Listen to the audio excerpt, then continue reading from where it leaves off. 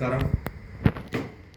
ఈరోజు రాజంపేట్ పార్లమెంట్ కార్యాలయం నందు జిల్లా అధ్యక్షులు నూతనంగా ఎన్నికబడిన సుగవాసి ప్రసాద్ బాబు గారి ఆదేశానుసారం నిన్న రాష్ట్ర వ్యాప్తంగా వైఎస్ఆర్సీపీ శ్రేణులు, అదేవిధంగా మదనపల్లి నియోజకవర్గ బాధ్యులు నిసార్ అహ్మద్, కొంతమంది వైసీపీ నాయకులు ఆరోపణలు చేయడం జరిగింది. ఏమంటే లిఫ్ట్ ఇరిగేషన్ ప్రాజెక్టుల మీద రేవంత్ రెడ్డి తెలంగాణ అసెంబ్లీలో మాట్లాడిన మాటల మీద వాస్తవంగా అధికారంలో ఉన్నప్పుడు 5 సంవత్సరాలు పరిపాలనకి టోటల్గా నిర్లక్ష్యం చేసి ప్రాజెక్టులు కాదు అభివృద్ధిని అంతా టోటల్గా ధ్వంసం చేసింది జగన్మోహన్ రెడ్డి.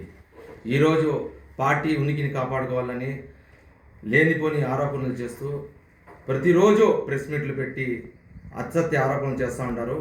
ఎందుకంటే మీ పార్టీ పుట్టిందే అవినీతి మీద.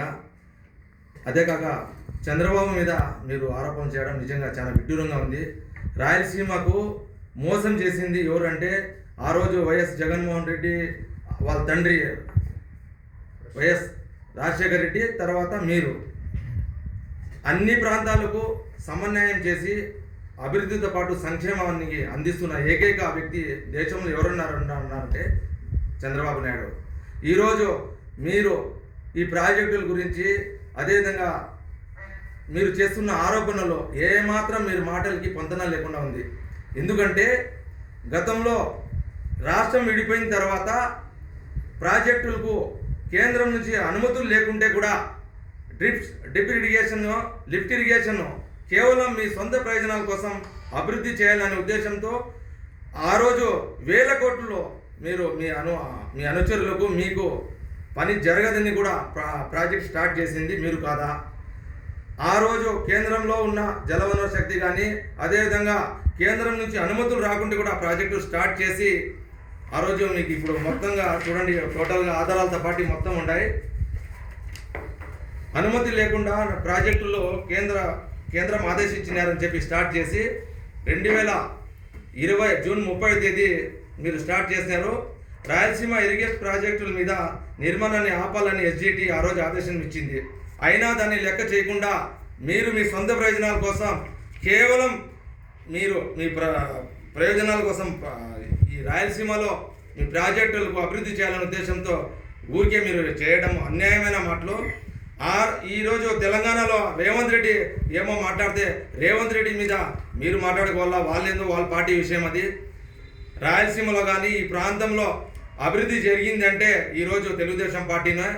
మీరు ఈ విధంగా గతంలో అధికారంలో ఉన్నప్పుడు పూర్తిగా పాలన నిర్లక్ష్యం వదిలేసి కనీసం హంద్రీనీవా నదిలో 738 కిలోమీటర్లో హంద్రీనీవా కాలువ ఎట్ట సస్యశ్యామలంగా ఆవిడుందో అనేది హంద్రీనీవా కాలువ చూస్తే మీకు తెలుస్తుంది. అదేవిధంగా మీరు చేస్తున్న ఈ ఆరోపణలు ఏమాత్రం పొందన లేదు. నిసార్ అహ్మద్ గారు చదువుకున్నారు కానీ కొంచెం కూడా జ్ఞానం లేదు. మా అక్క షమీం అక్క మాట్లాడుతుంది, నిసార్ అన్న మాట్లాడతాడు ఏదో ప్రెస్ మీట్లో మైక్ పెట్టుకొని. వాస్తవాలు తెలుసుకొని ఏముంది ఏమనేది వాస్తవాలతో మాట్లాడితే మీకు బాగుంటుందని తెలుగుదేశం పార్టీ తరఫున మీకు విజ్ఞప్తి చేస్తున్నాం. ఏదో ఒకటి పేపర్ ఉందని చేసుకుని పేపర్లో చదువుకుంటూ మైక్ ఉందని మాట్లాడితే ఈ పద్ధతి కాదు. ఇప్పటికే 11 సీట్లు పరిమితమైనారు మీరు, ఆ 11 కూడా నిలుపుకోలేరు మీరు. కాబట్టి మీరు ఆలోచించి సబ్జెక్ట్ మాట్లాడండి. మీరు ప్రతిపక్షంలో ఉన్నారు కాబట్టి మీరు ఇచ్చిన మంచి విలువైన సలహాలు, సూచనలు పార్టీ తప్పకుండా మేము సూచనలు వస్తే దాన్ని మేము ఏమైనా మంచిది ఉంటే తీసుకుంటాము. కాబట్టి మీరు అనవసరమైన ఆరోపణలు చేస్తూ ఉంటే చూసి ఉండడానికి తెలుగుదేశం పార్టీ కుటుంబ సభ్యులు ఎవరు సిద్ధంగా లేరని తెలియజేసుకుంటున్నా.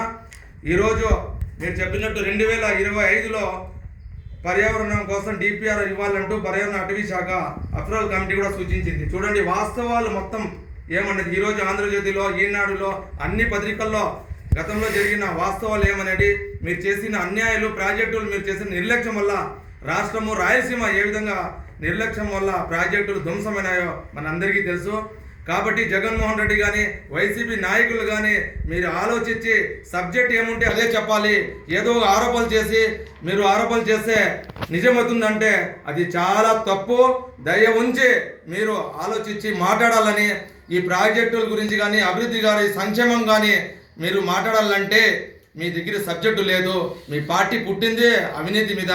మీ పార్టీ మనుగడకు మీరు చేస్తున్న ప్రయత్నాలు ఏమాత్రం ప్రయోజనం ఉండదు అని చెప్పి తెలియజేసుకుంటున్నా. కాబట్టి మీరు తప్పకుండా మాట్లాడేటప్పుడు ఆలోచించి సబ్జెక్ట్ ఉంటే మాట్లాడాలని వైసీపీ నాయకులకి మేము తెలుగుదేశం పార్టీ తరఫున హెచ్చరిస్తున్నాం.